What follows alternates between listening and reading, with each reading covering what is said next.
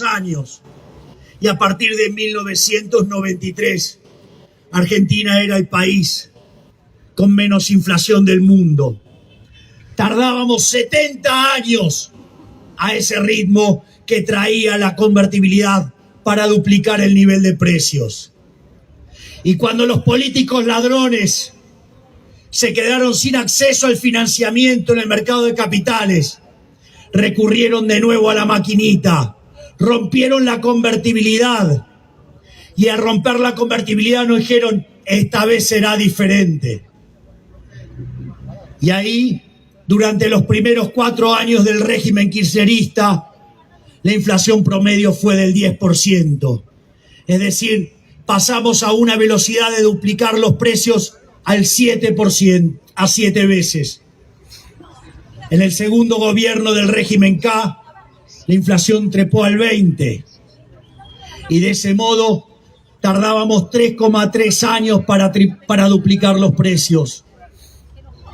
Ya en el tercer gobierno del régimen K, la inflación trepó al 30%.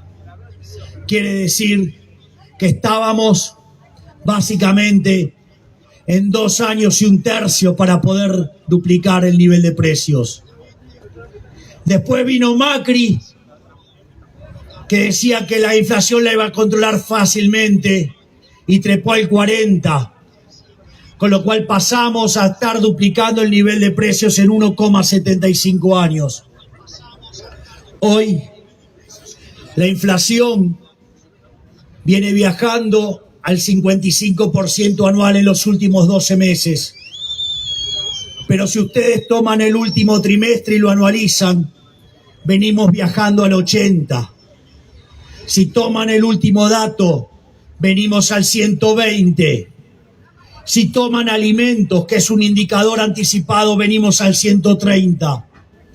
Y si ustedes corrigen por brecha, la inflación vendría viajando al 350%.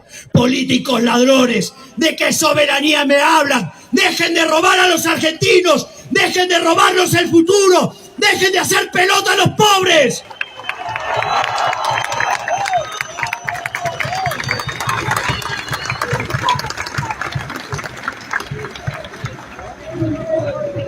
¡Hijo de puta! ¡Hijo de puta! ¡Hijo de puta! ¡Hijo de puta!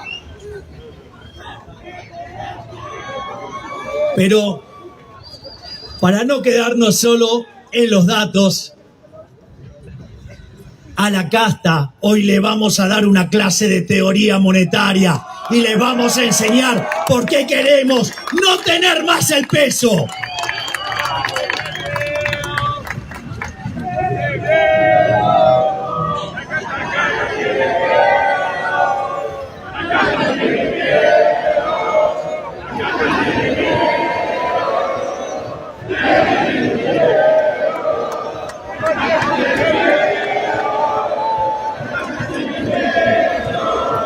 Vaya que tienen miedo, nos vieron esta semana saliendo todos juntos a criticar juntitos, todos bien coacheados.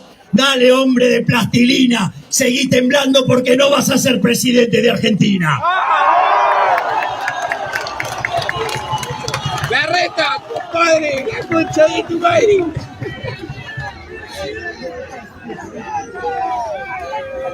Por lo tanto, estamos en tiempo de arrancar con la... Vamos a enseñarle teoría. Originalmente lo que teníamos eran economías de trueque, donde las personas intercambiaban bienes uno con otro. Pero eso tenía un problema.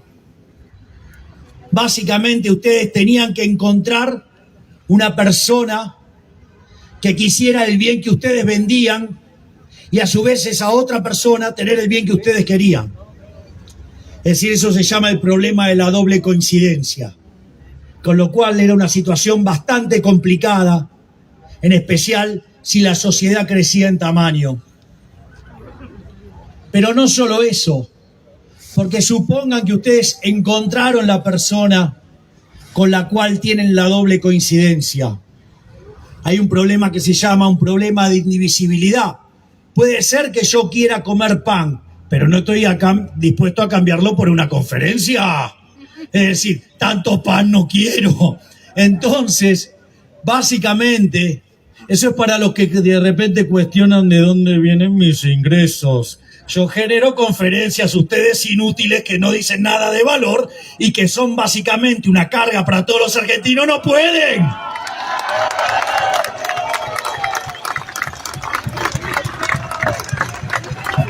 Muchos de esos tienen el quill virgen, es verdad.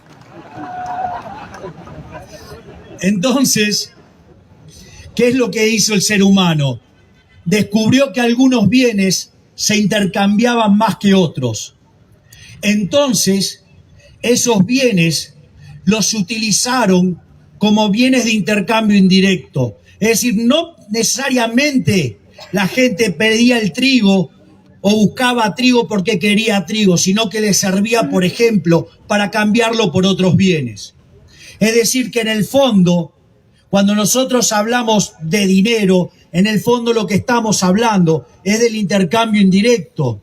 Y así como se usaba el trigo, sí, también se usaba el tabaco, en las cárceles se usaba los cigarrillos, en la hiperinflación de Alemania se utilizó, por ejemplo, el coñac, como decía Milton Friedman, la definición más líquida de dinero que encontré en mi vida, los clavos, y también, como alguien dijo acá, se usaba la sal.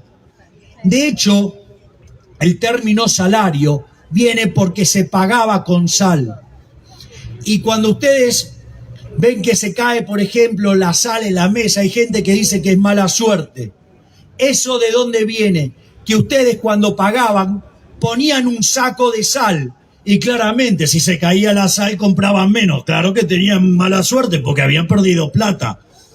Entonces, en ese continuo devenir de encontrar elementos para hacer intercambios indirectos, uno de los problemas que tenían con estos bienes era el problema de la portabilidad, era el problema de la degradación.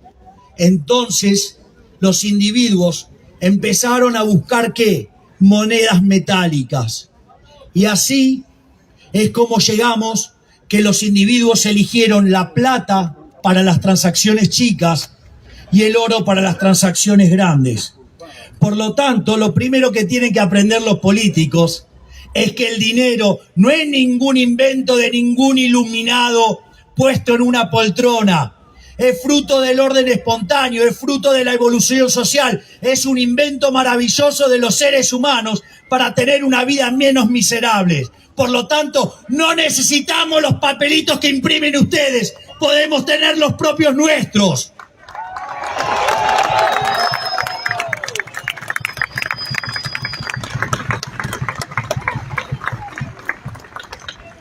En este sentido, hay un ejemplo que suelo utilizar recurrentemente, que es la economía que hace transacciones en monedas de oro. Si hacemos referencia a una de las grandes divas de la historia argentina, la señora Mirta Legrand, diríamos que el público se renueva, por lo tanto podría repetirlo, porque está avalado, porque hay una fórmula exitosa ahí. Nadie está tanto tiempo sosteniendo un éxito si no sirve al prójimo con un bien de calidad a un mejor precio. Sino que además, como decía Mises, mientras ellos sigan repitiendo sus mentiras, nosotros vamos a seguir contestándoles con nuestras mismas verdades. Por lo tanto, ahora vamos con el ejemplo de la economía de oro. En ese contexto,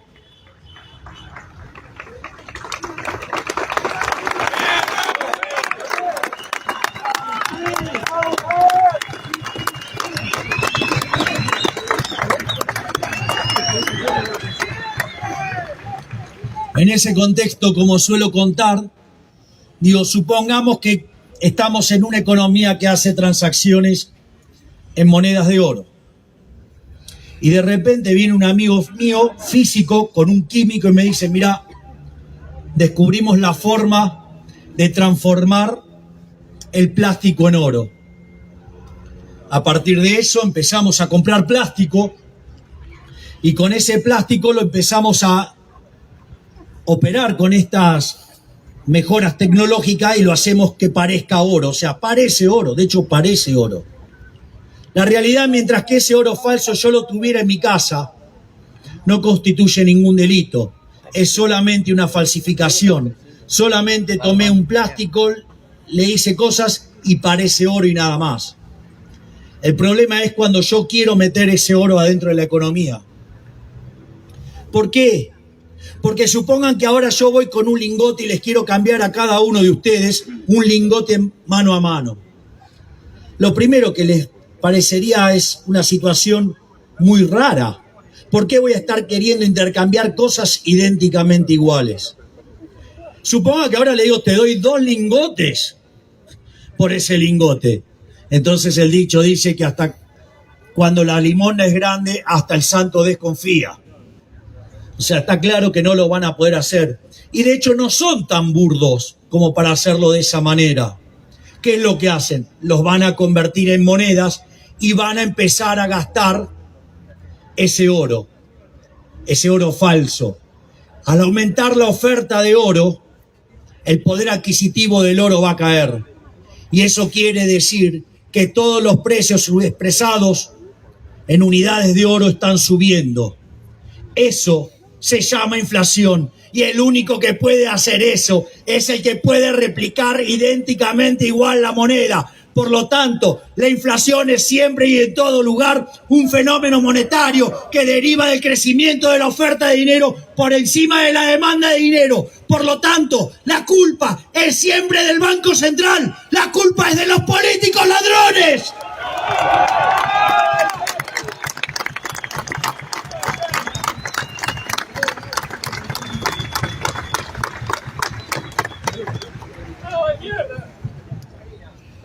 Entonces,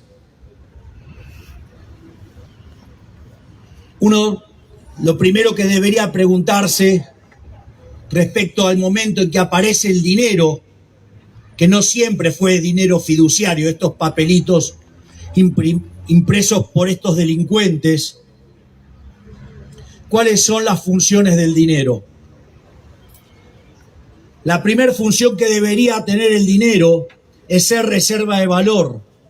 Debería ser algo que les permita trasladar el consumo del presente al futuro sin que se degrade. ¿O por qué dejamos el lino, el trigo, la sal, el maíz, el tabaco y todos esos bienes?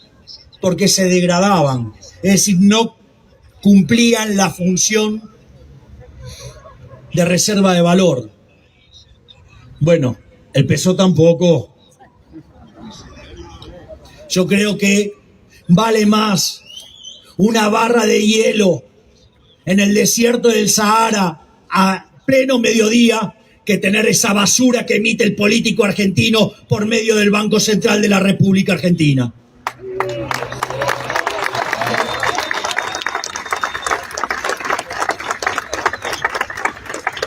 Y en ese sentido, nadie ahorra en pesos.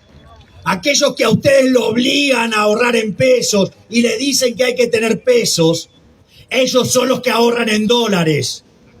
Los mismos que le están diciendo y obligándolos a tener pesos son los que ahorran en dólares. Y cuando le preguntan por la de ellos, no, bueno, lo mío es otra cosa. Sí, claro, la de los argentinos también, porque la ganaron honestamente laburando y no como ustedes, manga de parásitos ladrones.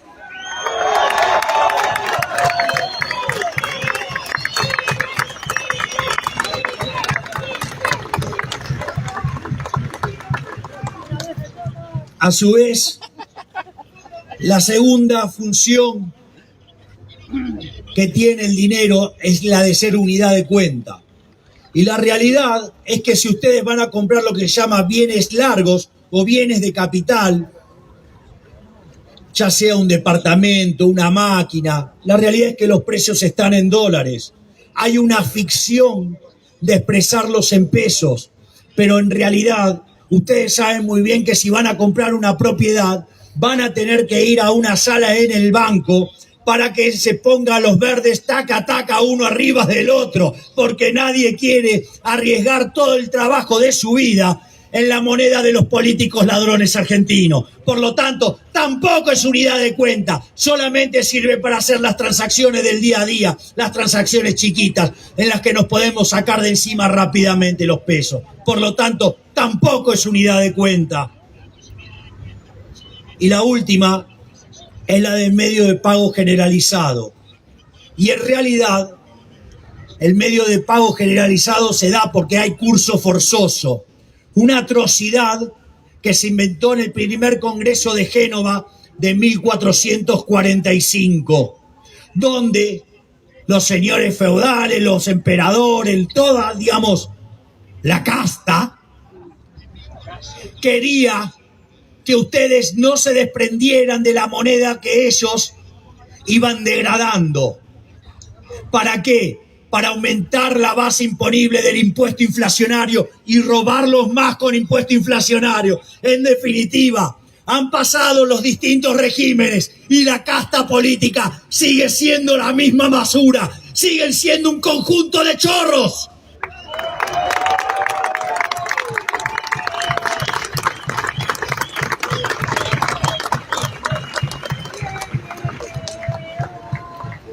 La casta tiene miedo. La casta tiene miedo. La casta tiene miedo.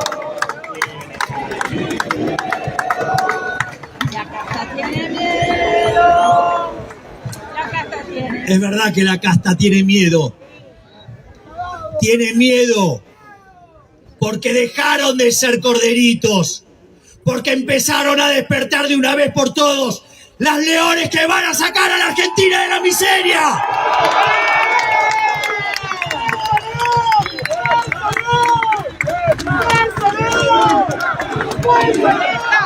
Libertad, libertad, libertad, libertad, libertad, libertad, libertad, libertad. Proceda. ¡La tierra es nuestra, Milei! ¡Fuerza! ¡La tierra es nuestra! ¡Vamos, carajo! ¡La tierra es nuestra! Ellos tienen miedo que ustedes sean libres. Ellos los quieren esclavos, porque ellos son los únicos que progresan.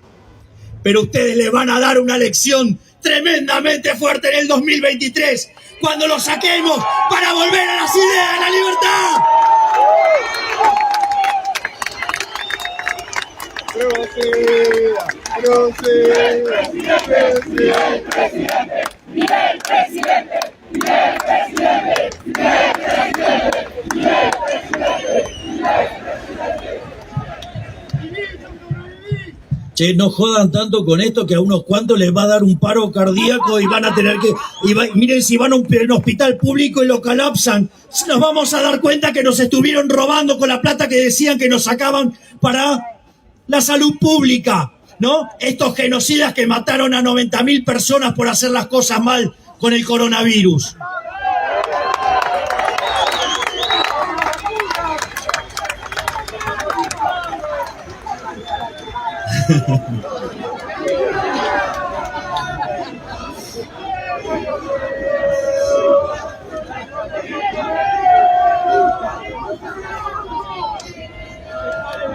A ver, leones, está divertida la interacción, pero sigamos hablando de teoría monetaria y dolarización.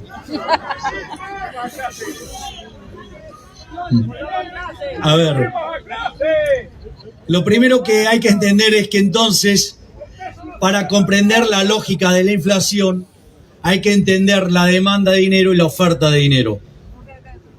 Si ustedes se fijan, esta idea del intercambio indirecto está diseñado ¿para qué? Para hacer transacciones. El dinero está diseñado para hacer transacciones. Para lo único que sirve es para hacer transacciones. Y en ese sentido, cuanto más alto es el ingreso, mayor es la demanda de dinero. Y por otra parte, cuando la tasa de interés sube, como los precios de los bienes presentes se está haciendo más caro que los bienes futuros, ustedes van a pasar consumo del presente al futuro. Y en lugar de demandar dinero hoy, van a demandar más dinero mañana, Por lo tanto, cuando la tasa de interés sube, la demanda de dinero cae. Eso para que aprendan los brutos que no conocen y no saben de economía intertemporal. Acabamos de hacer la deducción de la demanda de dinero dependiendo del ingreso y de la tasa de interés, pero con la lógica intertemporal, entendiendo la tasa de interés no como esa burrada keynesiana que se determina en el mercado de dinero, sino como el precio relativo de los bienes presentes sobre los bienes futuros. Políticos, burros y econochantas funcionales, LTA.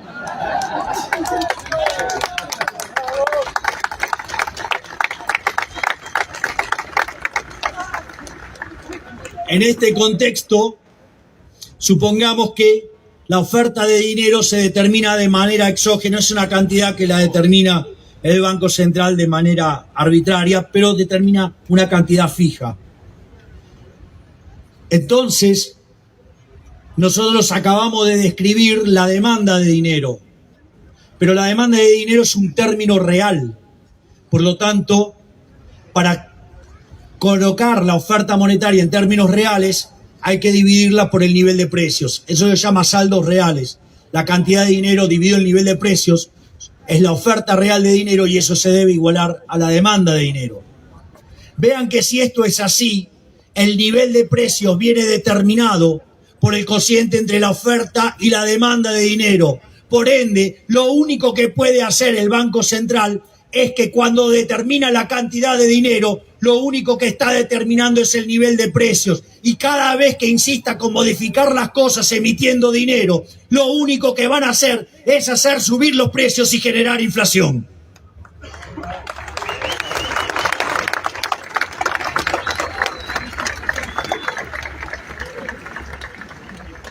Esto lo cuento porque ahora cuando me ponga a discutir la convertibilidad previo de entrar a la dolarización, va a ser de mucha utilidad.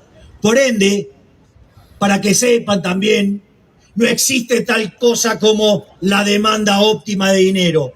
¿O a alguien de ustedes se le preguntó, ¿cuál es la cantidad óptima de tomates dentro de la economía? ¿Cuál es la cantidad óptima de zapallos dentro de la economía? a nadie se le ocurre semejante pregunta estúpida? Solamente se le puede ocurrir a los funcionarios, a los políticos, para ver qué nivel de estafa pueden hacer dado que tienen el monopolio de emitir dinero.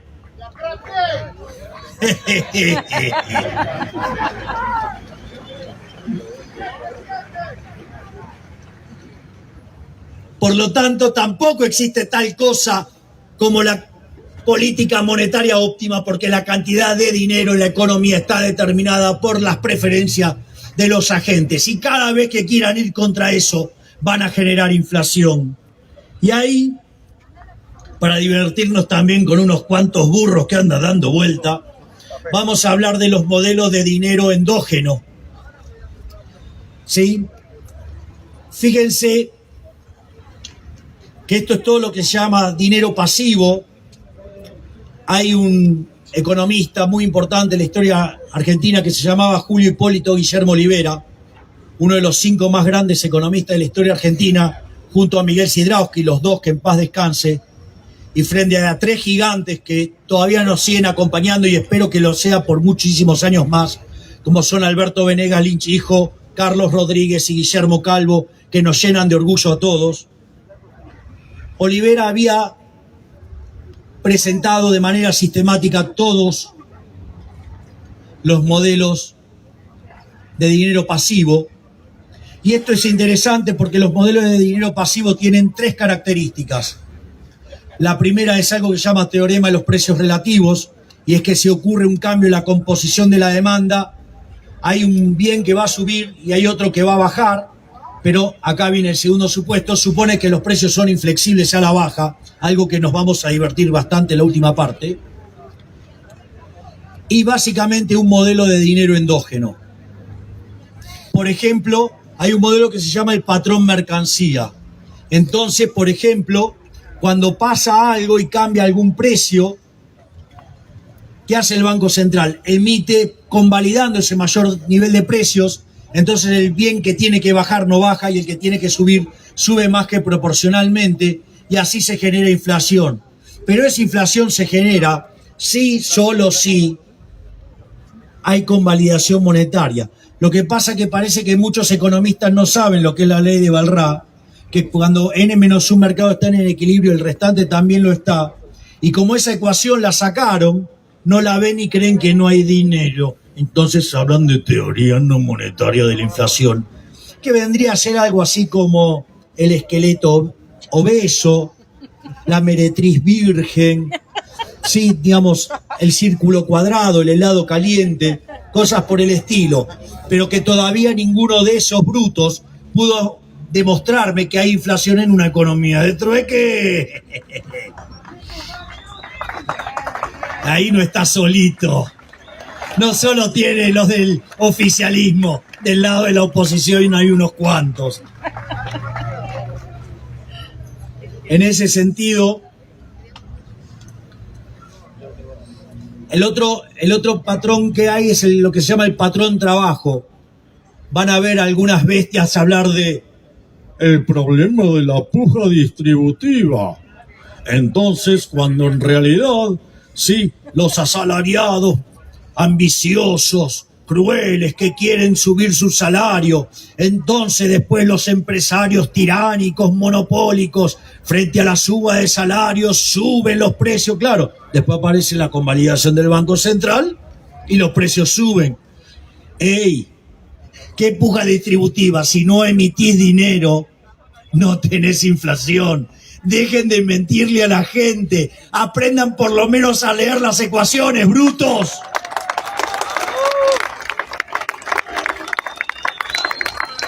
¡La tenés adentro, Ramal! A ver, el otro caso es el del patrón crédito, lo que conocemos como el inflation targeting, donde el rol fundamental lo ocupan las expectativas.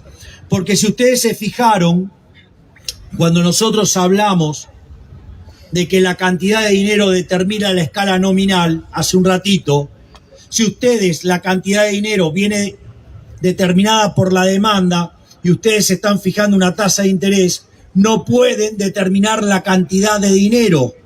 Por lo tanto, no pueden determinar el nivel de precios y hay un problema de ancla nominal. Nunca me imaginé estar hablando del problema del ancla nominal ante 15.000 personas, lo confieso.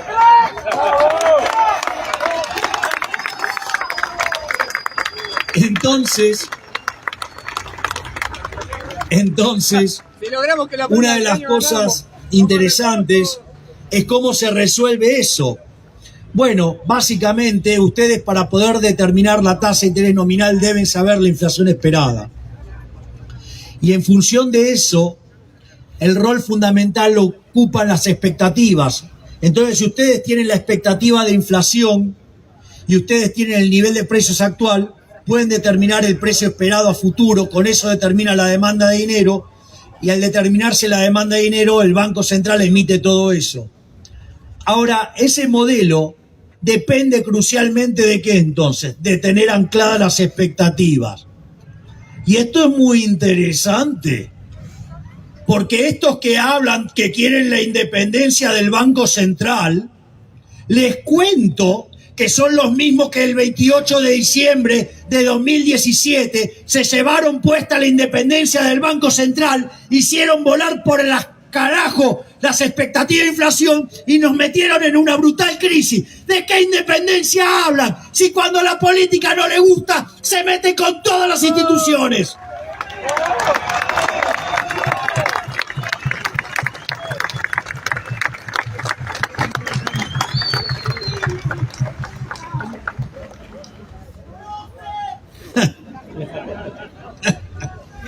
Y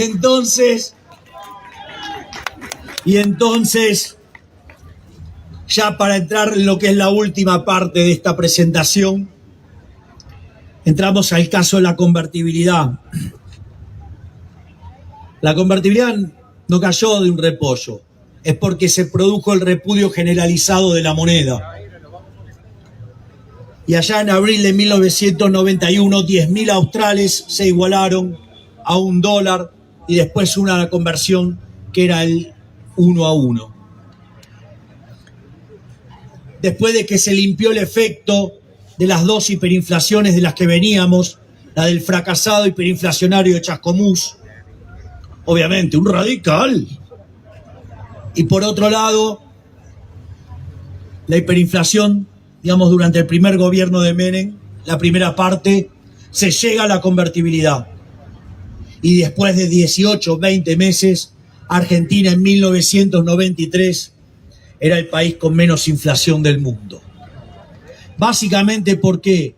Porque cuando ustedes tienen un modelo patrón endógeno y solamente emiten contra venta de dólares de la gente, esa gente que está vendiendo los dólares es porque quiere pesos. Entonces, en ese contexto, la oferta de dinero se acompañaba con la demanda de dinero y por eso no había inflación. No que no había inflación porque los precios lo determina el tipo de cambio, ignorantes, sino porque la oferta de dinero queda endógena el comportamiento de la demanda. Eso no genera exceso de oferta de dinero y no hay inflación por eso.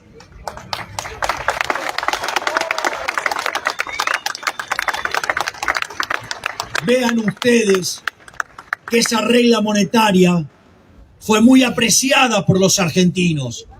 Esa regla monetaria permitió la reelección de Menem, permitió a Fernando de la Rúa ganar una elección diciendo un peso, un dólar. Es decir, que era una regla monetaria que la gente la valoraba y la quería. No solo eso, el Banco Central era absolutamente independiente, porque además tenía una regla súper clara y estricta que solamente se emitía contra venta de dólares. Es decir, solamente había oferta de dinero si había demanda de dinero. Y no solo eso, todos los contratos de la economía estaban determinados con la regla monetaria. Por lo tanto, romper la regla era un quilombo trememundo. Sin embargo, cuando los políticos ladrones, la casta chorra parasitaria inútil, cuando se quedó sin financiamiento, se llevó puesta de nuevo la regla monetaria, se llevó puesto el Banco Central y nos dijeron que esta vez iba a ser diferente. ¡Las pelotas es diferente! ¡Nos vuelven a robar de nuevo!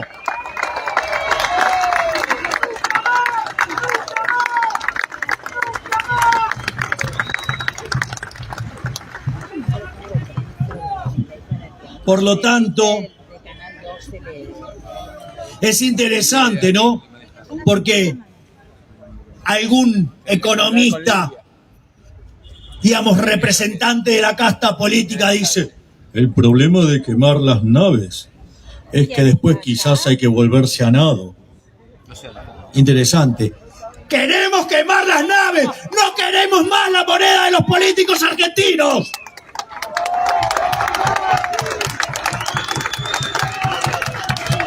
Es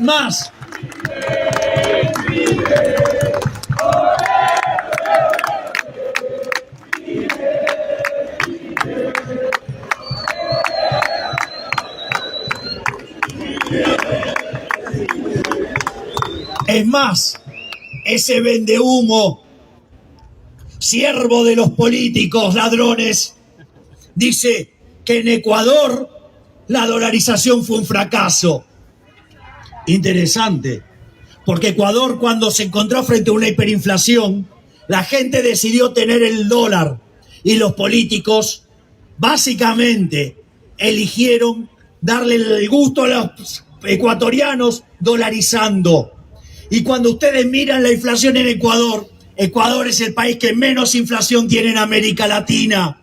Venezuela tiene menos inflación que Argentina. Y entonces, pues terminé, ya voy con Venezuela. En el caso de Venezuela, en ese momento, una economía con características en otras dimensiones, pero del mismo tipo, una economía fuerte en petróleo, los vendehumos estos decían que no había que dolarizar. Estuvo 3 años con hiperinflación Venezuela y dejó de tener hiperinflación cuando los venezolanos empezaron a utilizar el dólar y el gobierno se los dejó usar. Por lo tanto, dejen de mentirle a la gente. La inflación es para beneficiar a los políticos ladrones.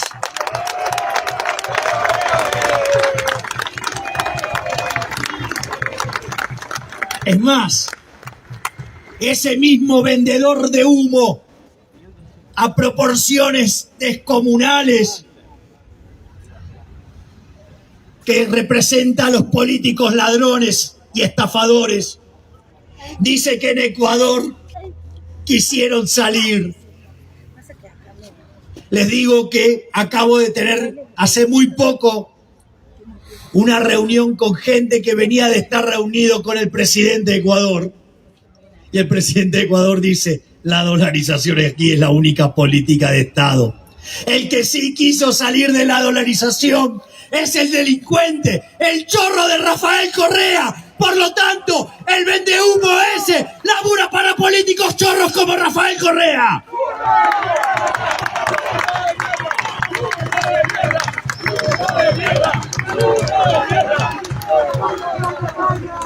Pero no solo eso.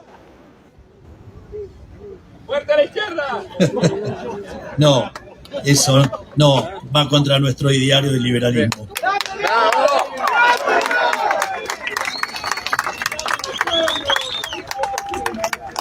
Si ustedes se fijan, entonces ahora vamos a avanzar en nuestra propuesta que se le dice dolarización, pero en realidad es libre elección de moneda.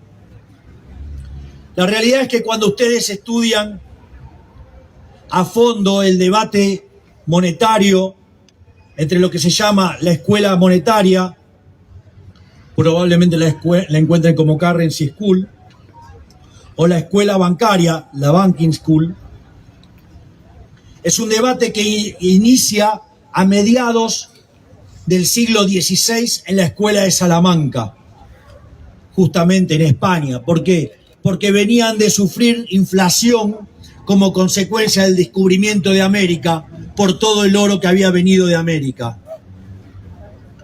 Eso que primero lo analizan en la escuela de Salamanca, después se debate en Italia y ya en el siglo XIX se avanza sobre lo que se conoce como la ley Peel, y la realidad es que el único motivo por el que existe un banco central es para tener un prestamista de última instancia. Por eso nosotros hablamos que la primera reforma es la reforma bancaria y pasar del sistema de encaje fraccionario a la banca Simon, un modelo de banca desarrollado en la década del 30 por 8 economistas en la Universidad de Chicago, liderados por Simon, que desarrolló un sistema anticorrida. Por lo tanto, aquellos que dicen que necesitamos un acuerdo con Estados Unidos si quisiéramos dolarizar, mienten. Y aquellos que dicen que vamos a tener un problema porque no vamos a tener prestamista de última instancia, le vamos a decir, burros monetarios. Con banca Simon no hace falta tener prestamista de última instancia. Dejen de mentirle y meterle miedo a la gente. Vayan y agarren los libros que no muerden.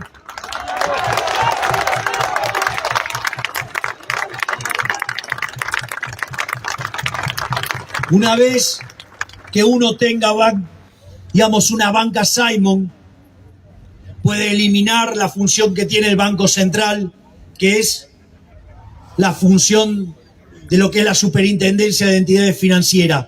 No hace falta regular más, no necesitamos más al Estado. Habría que eliminar eso y que la banca sea libre. Y en ese contexto, cuando ustedes se quieran endeudar, las tasas de interés van a ser más bajas. Y cuando ustedes vayan a hacer una inversión, les van a pagar más por ellas. Así es que nada que perder, todo para ganar. Los únicos que van a perder con esto son los políticos chorros de la casta.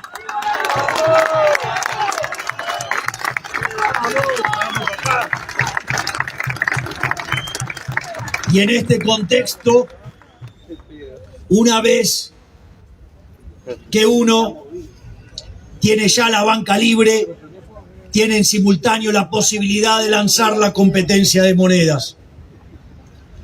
La realidad es que a mí me da lo mismo que sean dólares, euros, yenes, renminbi, más conocido como yuan, el Bitcoin, el oro, la plata o el franco suizo, me da lo mismo.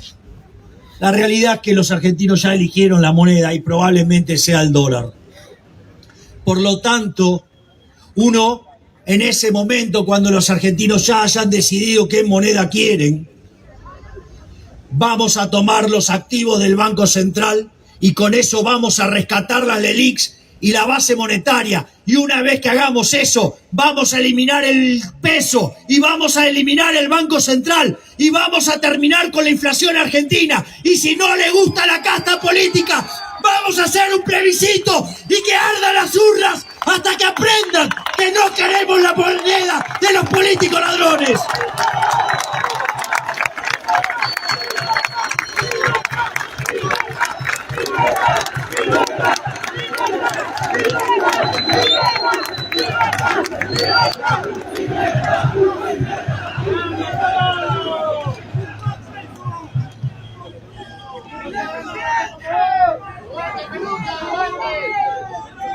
En ese sentido, aparecen algunas críticas muy divertidas. Digamos, alguien, por ejemplo, dijo que en realidad no se podía dolarizar porque el Banco Central estaba quebrado. Pero al mismo tiempo, ese chanta, ¿sí?, que mudó su locación de trabajo hacia el norte y centro, en ese contexto dice que no puede haber hiperinflación. Vamos a darle una clase de condiciones de transversalidad, pobre hombre. La realidad es que el día que ustedes se mueran no se van a llevar los papelitos en el traje de madera. Por lo tanto, ¿qué sentido tiene transferir cosas al futuro? Nada. Por lo tanto, si en el último día de nuestras vidas nosotros nos quedáramos con dinero, ese dinero ¿cuánto vale? No vale nada. Y como lo que entra en juego es la cantidad real de dinero, es decir, dijimos la cantidad de dinero dividido el nivel de precios, la única forma que eso se haga cero es que los precios tiendan a infinito. Es decir, que haya una hiperinflación. Por lo menos, si me vas a hacer tostado mixto, si me vas a hacer una crítica, por lo menos aprende que es una condición de transversalidad, porque justamente decir que no lo podés recatar implica una hiperinflación. No estoy hablando de él, estoy hablando de otro. El tostado mixto en una provincia tiene un determinado nombre. La otra, hay otros que hablan del problema, no tenemos reservas, y hay un problema del tipo de cambio de conversión, y entonces el tipo de cambio será tan alto que se generará una hiperinflación. A esos burros también hay que explicarle que por el principio de imputación de Menger, en realidad, los precios son lo que determinan los costos y no los costos los precios. Digamos, y no lo vaya... A ver, está en Menger, pero el nombre se lo puso von Wieser. Porque, digo, van a decir, ay, fuimos a leer Menger y no le dice principio de imputación de Menger. No, porque lo escribió Menger. El nombre se lo puso von Wieser. Pero al margen de eso, ya les hago una pregunta. Este gobierno que tenemos ahora es un gobierno de impresentables. Este gobierno, o sea, fue al Fondo Monetario Internacional con inconsistencias teóricas, con inconsistencias empíricas, con inconsistencias contables, con inconsistencias de diseño. Y aún así se llevó 9.800 palos, es decir, casi 10.000 palos. Le hago una pregunta, ¿por qué nosotros no podríamos recibir entre 20.000 y 30.000 millones de dólares para hacer la reforma estructural que limpie la inflación de la Argentina definitivamente? No es que no se puede, es que los políticos quieren esa guita para gastarla en déficit fiscal y arruinarnos la vida.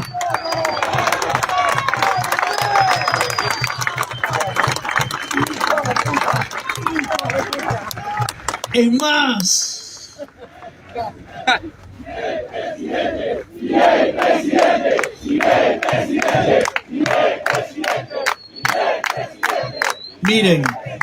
Miren, si verdaderamente logramos entrar a la segunda vuelta, voy a ser el próximo presidente argentino.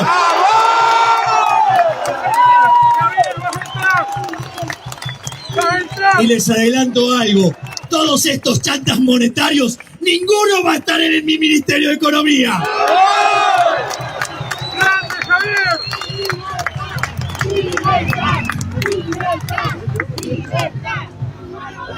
Es como el chantapizza, que dice, lo que oculta Milei es un plan Bonex. ¿Será que tiene un problema de proyección porque él es discípulo de alguien que ya empernó a los argentinos con algo por el estilo? Entonces, está proyectando. Entonces, vamos a explicar lo que pasa. A ver, las LELIQs, ¿sí?, que tienen los bancos en su poder para agarpar los depósitos, son las LELIQs que obviamente son el pasivo del Banco Central. Esos instrumentos aparecen básicamente porque el Estado hace déficit, el Banco Central emite, lo financia y cuando empieza a generar inflación los retira del mercado para no tener presión. Y es tanto lo que emiten que los bancos, con todos los problemas que hay, en lugar de prestarle al sector privado, donde estos dicen, no, si hay dolarización se termina el crédito. Tenemos 8 puntos del PBI de crédito al sector privado no financiero. ¿De qué me están hablando? Pero bueno, no importa. Al margen de eso, Suárez, decirle que no me jodan con las luces. Digo, ¿no les alcanzó con voltearme la conferencia en la bolsa?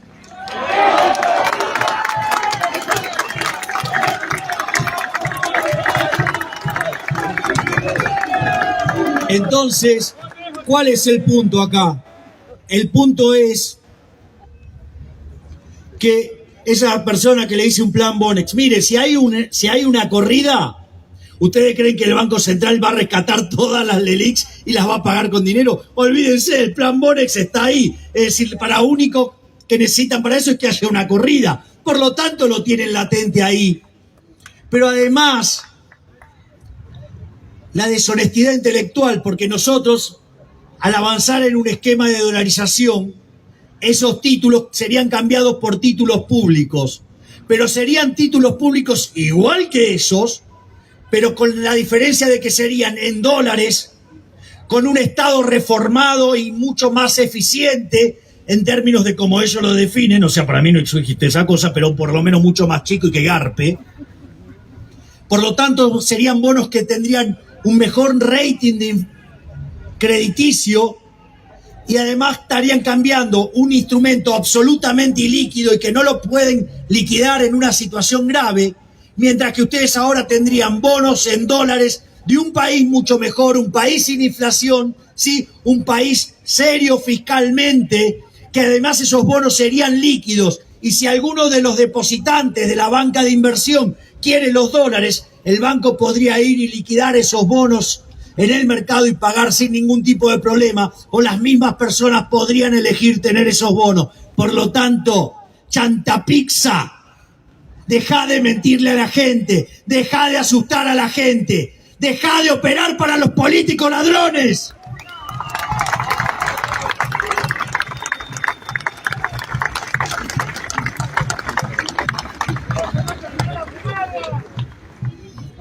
Ahora, algo muy escandaloso fue las declaraciones del presidente del Banco Central. El presidente del Banco Central, con cara adusto, rostro adusto, gesto adusto y con posición de serio. El problema es que Milei está escondiendo un fuerte ajuste fiscal. Es decir, ese señor que está a cargo del Banco Central está diciendo que quiere utilizar la política monetaria para financiar el déficit fiscal. Es decir, que en la cara les está diciendo que los quiere robar.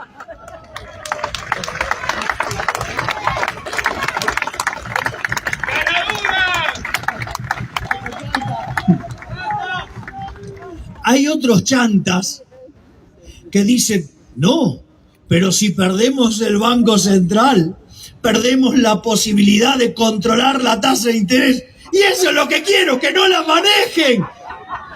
A ver, vean esto. ¿Se acuerdan de Moreno? Moreno era lo peor, ¿no? Porque básicamente controlaba los precios presentes. Estos caraduras quieren controlar la tasa de interés, que es controlar los precios presentes y los precios futuros. Claramente, no quiero que controlen los precios.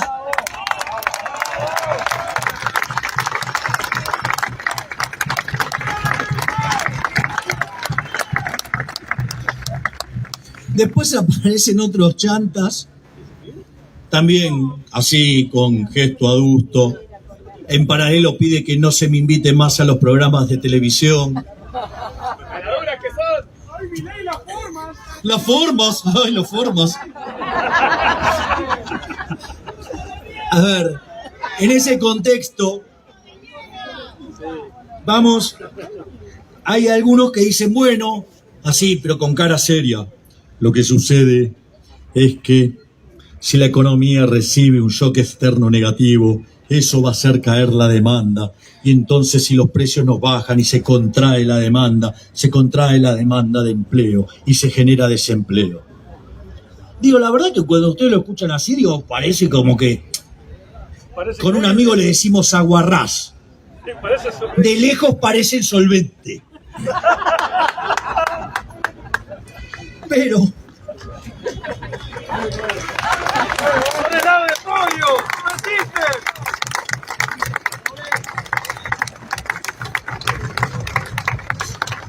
ahora el tema es el siguiente. Si yo tengo problemas de inflexibilidad en el mercado de trabajo, los problemas de inflexibilidad del mercado de trabajo no se corrigen con política monetaria, se corrigen corrigiendo las rigideces del mercado de trabajo. ¡Burros! Si tienen problemas con la cuestión fiscal, se corrige bajando el gasto público, no con política monetaria. ¡Burros! Es más, si hay algo que me parece irritante, insultante, es que además digan el problema de la inflexibilidad de los precios a la baja. Les voy a pedir algo, políticos ladrones, defensores de la casta y sus socios econochantas. Dejen de subestimar a la gente. ¿Saben qué? Si una empresa cree que sus precios van a bajar, se puede cubrir con un futuro. Y si ese contrato le parece muy rígido, se pueden cubrir con opciones. La verdad que las opciones y los futuros existen, por lo menos hay registros desde el siglo XV. ¿Me quieren decir por qué quieren cagarnos la libertad?